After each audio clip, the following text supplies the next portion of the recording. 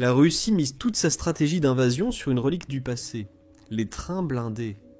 Des bêtes d'acier qui semblent tout droit sorties d'un musée de la Seconde Guerre mondiale transportent désormais des troupes, des chars et des munitions à travers les lignes de front en Ukraine. Poutine compte sur eux pour maintenir sa machine de guerre en vie. Mais l'Ukraine vient de transformer l'un de ces colosses en une épave fumante, paralysant la logistique russe et envoyant un message clair. Vos soi-disant mastodontes imparables, nous pouvons les arrêter. Et ce n'est que le début. Ce que l'Ukraine prépare ensuite pourrait faire dérailler l'ensemble de l'effort de guerre russe. Mais avant d'en arriver là, que fait la Russie à utiliser des trains blindés en 2025 ? De nos jours, les trains blindés peuvent paraître un concept désuet. C'est une pratique datant de l'ère soviétique, alors que camions, avions et autres options de transport existent aujourd'hui. En observant une armée occidentale, vous auriez sûrement raison. L'armée américaine utilise encore des trains pour transporter du matériel, mais ne les envoie pas dans des zones de guerre actives et ne compte pas sur eux pour son fonctionnement. La Russie est différente, elle l'a toujours été. United 24 Media l'a clairement montré dans un article du 29 juin, dans lequel l'auteur Ivan Komenko a expliqué comment la Russie a réintroduit d'anciennes plateformes ferroviaires dans ses opérations en cours. La Russie doit maintenir ses lignes d'approvisionnement et transporter l'équipement pour réparer les infrastructures endommagées par les frappes de drones ukrainiennes en profondeur. Menko remarque que ces trains ont été développés à la fin du 19e siècle et largement utilisés jusqu'à la Seconde Guerre mondiale. Après la guerre, l'Occident a abandonné ce concept, mais pas la Russie. Le pays maintient une petite flotte de trains blindés massifs, ressemblant à des mastodontes d'acier, parcourant son vaste territoire. Les trains, mobiles et peu protégés, sont essentiels au soutien logistique des opérations russes à l'arrière. Le Baïkal, basé dans le district militaire de l'Est de la Russie, est utilisé pour réparer les infrastructures et inspecter les itinéraires. L'Amour patrouille dans le district militaire du Sud, équipé de canons anti-aériens et de mitrailleuses, tout en escortant les autres chaînes d'approvisionnement russes. Le district militaire central du Terek dispose des Trax, un train aménagé pour transporter les troupes, effectuer des reconnaissances et évacuer les blessés. Mais le train le plus dépassé est sans conteste le Yenisei. Ce train est vital car il opère à l'intérieur de l'Ukraine occupée, ce qui en fait le seul train blindé offrant une cible de première ligne à l'Ukraine. Et en apparence, c'est une perspective dangereuse. En juin, Defense Express a rapporté que la National Security Agency rôde actuellement autour de Pokrovsk, qui est une ville clé dans le combat en cours dans le Donbass. La situation géographique de Pokrovsk en fait une base logistique vitale et un centre de transport pour l'Ukraine, car elle relie les forces arrières de l'Ukraine à ses combattants actifs à Donetsk. La ville est aussi proche de la frontière administrative de Donetsk. Si la Russie prend Pokrovsk, elle sera bien placée pour conquérir le reste de Donetsk, ce que Poutine souhaite. C'est pourquoi il a consacré 110 000 soldats à la prise de la ville dans le cadre de son offensive estivale en cours. Le train du Yenisei remplit plusieurs fonctions près de la ligne de front à Donetsk selon Defense Express. Selon Bolette, il peut soutenir les missions de réparation russes et sécuriser les autres convois logistiques de la Russie. La Russie utilise même le National Security Agency pour mener des missions de reconnaissance. De plus, Poutine a transformé le train en une force de combat bien armée, capable de se défendre et de protéger d'autres trains. Un véhicule de combat d'infanterie BMP-2 figure parmi ses armes. Bien que le choix d'un BMP-2 comme arme montée sur un train puisse paraître étrange, il ne circule pas sur les wagons plats du Yenisei. Le véhicule était plutôt soudé sur un wagon plat, permettant à l'équipage du train d'utiliser ses canons puissants pour attaquer les soldats ou drones ukrainiens qui tentèrent de s'approcher. De plus, parmi les munitions de la National Security Agency se trouve un canon anti-aérien, ZU, 232, un monstre à double canon capable d'abattre des drones et tout appareil ukrainien passant à proximité. Le train possède aussi des tourelles conçues pour des mitrailleuses lourdes comme la Nikitin Sokolov-Volkov ou Taïo soviétique. Une arme soviétique pour un train soviétique, cela semble approprié. Mais il est clair, à voir la transformation du Yenisei, que la Russie essaie toujours de mêler l'ancien avec ce qui est en quelque sorte semi-nouveau. Malgré ces trains blindés, on ne peut nier le fait simple que ceux-ci sont dépassés dans la guerre moderne. Cela soulève la question. Pourquoi la Russie continue-t-elle de les utiliser ? Le journaliste et ancien militaire multibranche de l'armée américaine, Wes O'Donnell, expose la raison principale. Il dit que la principale mission de la National Security Agency n'est pas d'impressionner le public national, même si elle le fait, mais de maintenir la logistique russe en marche dans les pires conditions imaginables. Army Recognition confirme cela.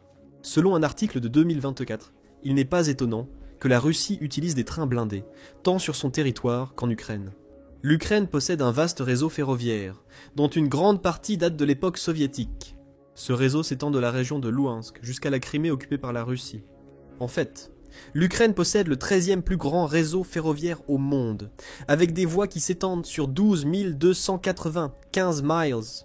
L'utilisation de trains blindés par la Russie en 2025 n'est pas si étrange, étant donné que l'Ukraine possède les voies nécessaires à leur fonctionnement. Ce sont des reliques d'une époque où la Russie possédait l'Ukraine, et elles offrent aux forces de Poutine des artères logistiques permettant le transport de troupes et d'équipements. Mais la Russie ne profite pas seulement de ce qui est déjà présent en Ukraine, elle compte aussi sur les trains blindés.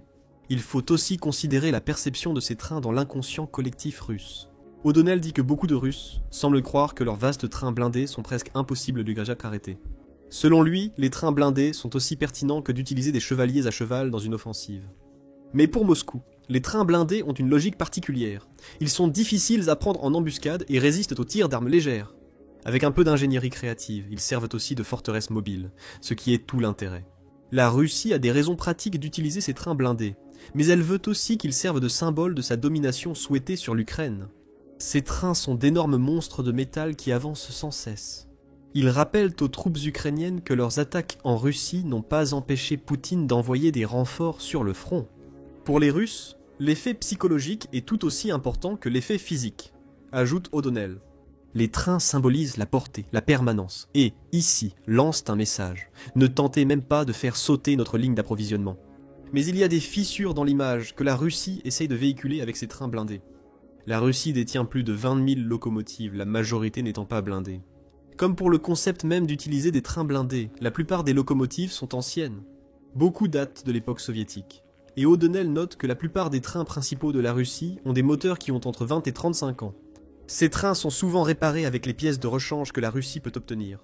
Cela montre que son vaste réseau ferroviaire, bien que fonctionnel, n'est pas aussi puissant que Vladimir Poutine le prétend. Ce n'est certainement pas le mastodonte inarrêtable que la Russie prétend, et l'Ukraine vient de le prouver. Selon Newsweek du 8 juin, l'Ukraine a détruit une locomotive russe cruciale. La force de défense du Sud a annoncé l'attaque, comme exerçant une pression énorme sur la logistique et la chaîne d'approvisionnement russe en Ukraine. RBC Ukraine fournit plus de détails, en précisant que le train détruit par l'Ukraine transportait plus de 100 véhicules blindés et automobiles, ainsi que 13 chars qui étaient acheminés vers les lignes de front. L'Ukraine a même annoncé la frappe dans une publication Facebook, déclarant « Les forces de défense du sud de l'Ukraine ont frappé une locomotive avec une colonne d'équipement ennemi. Les pertes de l'ennemi s'élèvent à 13 chars et à plus de 100 unités de matériel blindé et automobile. La force irrésistible vient d'être stoppée lors d'une attaque que le journal de la sécurité nationale qualifie de l'une des frappes les plus importantes contre le transport militaire russe depuis des mois. » Il n'y a pas plus de détails sur la manière dont l'Ukraine a mené l'attaque. Il semble peu probable que l'Ukraine ait utilisé des drones pour faire dérailler le train russe, même si c'est possible. Peut-être un missile ou une frappe d'artillerie. Nous ne savons tout simplement pas, mais la manière importe presque peu. Ce qui importe, c'est que cette seule attaque contre un train a brisé la perception russe de l'efficacité de ces trains blindés. Les monstres de métal supposés inarrêtables sont devenus des cibles. L'Ukraine a déjà détruit un train russe. Cela implique qu'elle pourra recommencer. C'est là que réside le problème pour la Russie, ce qui nous amène à la signification réelle du ciblage des trains russes par l'Ukraine pour l'avenir du conflit. Le principal problème de Vladimir Poutine est que l'Ukraine tente d'étrangler les artères logistiques russes. Nous avons déjà mentionné l'étendue du réseau ferroviaire russe et comment cette dépendance au rail s'étend à l'Ukraine. La guerre irrégulière développe ce point, affirmant que la stratégie militaire de la Russie dépend entièrement de ces vastes réseaux ferroviaires. Les chemins de fer soutiennent la logistique de Poutine, permettant les opérations de combat à grande échelle observées pendant la guerre. Autrement dit, sans les trains, la Russie ne peut pas ravitailler ses troupes. Et sans approvisionnement, les attaques que ces troupes lancent contre les défenses ukrainiennes deviennent plus faibles et plus faciles à repousser. Selon O'Donnell, la destruction par l'Ukraine d'un train blindé russe a envoyé un message clair à la Russie. Une locomotive. Le message était limpide. Si vous le construisez, nous le détruirons. Il dit que la nouvelle focalisation de l'Ukraine sur les trains russes fait partie d'une campagne délibérée visant à couper les réseaux logistiques de la Russie. Forcer Moscou à se battre plus durement, à attendre plus longtemps et à payer plus cher pour chaque balle et chaque bandage qui arrivent au front. Et il n'a pas tort. Chaque fois que l'Ukraine touche un train, cela retarde la Russie sur le front. Cela laisse les commandants militaires russes face à des choix difficiles. Doivent-ils attendre qu'un autre train arrive, permettant à l'Ukraine de renforcer ses défenses contre une attaque imminente? Ou bien l'attaque est-elle lancée, puis rapidement stoppée car les soldats russes manquent de ressources nécessaires pour réussir? Aucune de ces options n'est idéale, car toutes deux entraînent encore plus d'usure pour une armée qui a déjà perdu plus d'1 million de soldats et qui manque de matériel. Gauche, droite et centre. Une autre chose inquiétera Poutine. L'immensité du réseau ferroviaire russe, que le dirigeant russe a longtemps considéré comme un atout majeur, est devenue un handicap. Maintenant que l'Ukraine a prouvé qu'elle peut frapper les trains russes. Nous avons mentionné plus tôt que l'Ukraine se classe au 13e rang mondial pour la taille de son réseau ferroviaire. Le réseau ferroviaire russe est encore plus étendu, avec plus de 120 000 km de voies. La Russie détient le 3e réseau ferroviaire mondial, après la Chine et les États-Unis. Ces voies sont perpétuellement exploitées. Riddle dit que les chemins de fer russes représentent 46% du transport de marchandises du pays chaque année. Sans les gazoducs et oléoducs, ce pourcentage atteint 87%. La plupart du marché national russe est relié par le rail, les routes servant de soutien plutôt que de moyen de transport principal. Cela montre une fois de plus l'importance vitale des chemins de fer pour la Russie, et explique pourquoi le pays se concentre autant sur ses trains blindés obsolètes. Mais cette immensité devient maintenant un problème, comme l'ont noté à la fois O'Donnell et Irregular Warfare. L'immensité et la nature de l'infrastructure ferroviaire russe en font une cible idéale pour les opérations de sabotage ukrainiennes, affirme Irregular Warfare. Selon Irregular Warfare, les réseaux ferroviaires sont plus centralisés que les routes, avec des nœuds clés, des ponts et des jonctions servant de points d'étranglement. Ayant compris cela, les forces spéciales et les services de renseignement ukrainiens, opérant avec et à travers divers groupes de résistance russes, ont localisé stratégiquement ces nœuds clés avec beaucoup d'efficacité. La frappe de juin a fait la une, mais la réalité semble être que, tout au long de la guerre, les forces spéciales ukrainiennes ont travaillé en secret pour entraver l'utilisation des chemins de fer par Poutine. Selon O'Donnell, chaque kilomètre de voie ferrée est une cible potentielle pour les partisans, les saboteurs et les opérateurs de drones qui ont l'embarras du choix. Au fur et à mesure que la Russie progresse en Ukraine, kilomètre par kilomètre, les lignes de front s'étendent, devenant plus vulnérables et ardues à protéger. C'est un point intéressant. L'offensive d'été de Poutine est conçue pour étirer les lignes de front, la logique du dirigeant russe semblant être qu'il veut étirer ce qu'il considère comme une armée ukrainienne en train de s'affaiblir.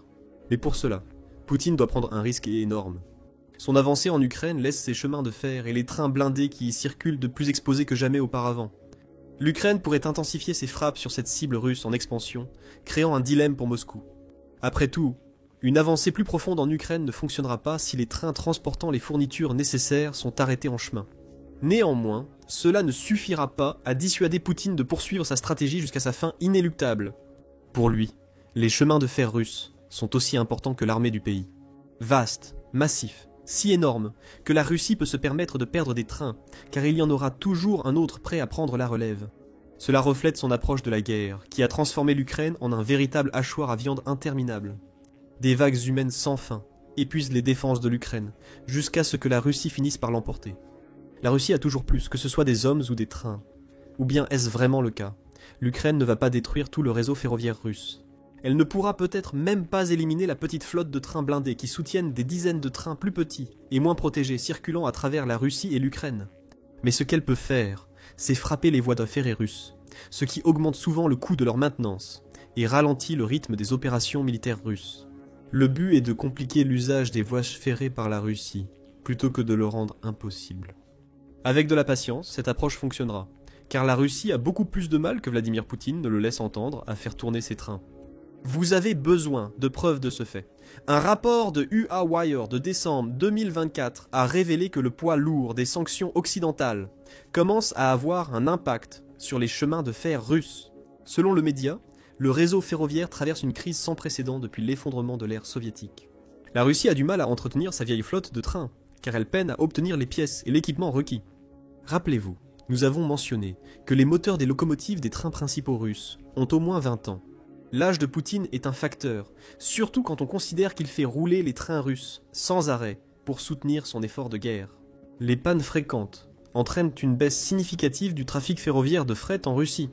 Le UAVOIR indique que la vitesse moyenne d'un train russe est maintenant d'environ 34 km/h, ce qui est la moyenne la plus basse depuis 12 ans. Le volume de fret transporté par la Russie est aussi en déclin. En novembre 2024, une baisse de 58% par rapport à l'année précédente a été constatée, avec une baisse cumulée de 4% sur les 10 premiers mois de 2024. Et cette baisse touche des secteurs clés dont certains soutiennent l'armée russe. le secteur des métaux noirs, a vu le transport de marchandises chuter de 99%. La Russie a transporté 142% de bois en moins, ce qui a encore diminué de près de 2% depuis lors. Les matériaux de construction ont chuté de 142%. Le pétrole, les produits chimiques, le ciment et les céréales ont aussi été affectés, s'inscrivant dans la stratégie ukrainienne évoquée précédemment. Chaque attaque sur le réseau ferroviaire russe, qu'elle soit directe contre un train comme en juin, ou un sabotage par les forces spéciales ukrainiennes, freine la Russie. L'ajout de sanctions entrave davantage la reprise économique de la Russie. L'objectif est de frapper la logistique russe de manière à ce que les troupes de Poutine en souffrent, allégeant ainsi la pression sur les soldats ukrainiens. Les problèmes de la Russie persistent. Outre les sanctions, elle peine à trouver suffisamment de personnel pour opérer ses trains. Ajoutez à cela la crise démographique plus large, la perte d'une grande partie de la main-d'œuvre russe au profit de l'armée. Les ateliers de réparation fonctionnent avec des équipes réduites et débordées, peinant à suivre le rythme, selon O'Donnell. La guerre en Ukraine aggrave quotidiennement le problème de main-d'œuvre. Le Monde a rapporté le 17 juillet que la Russie est déjà au point où elle va devoir trouver 10 millions de travailleurs supplémentaires d'ici 2030. Avec l'augmentation des pertes et la baisse persistante du taux de natalité, environ 101 millions de Russes atteindront l'âge de la retraite d'ici 2030, aggravant les problèmes. Ces problèmes de personnel affectent tous les aspects de l'industrie russe. Pour son vaste réseau ferroviaire, cela pourrait causer un déclin lent dont l'Ukraine pourrait profiter. Moscou ne peut pas bombarder pour résoudre ce problème. Selon O'Donnell, les inondations saisonnières empirent chaque année, emportant voies ferrées et ponts.